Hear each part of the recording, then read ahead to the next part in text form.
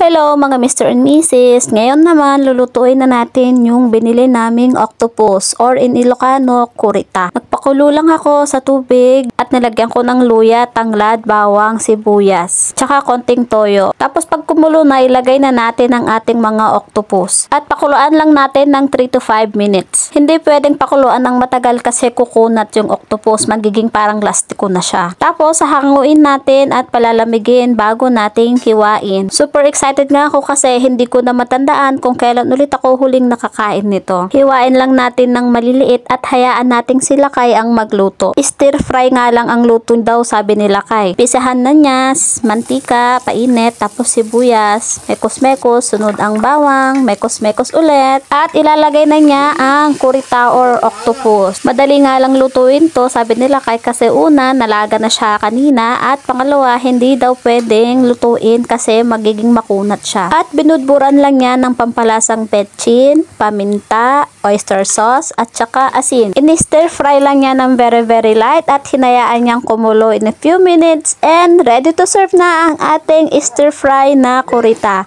Kain tayo!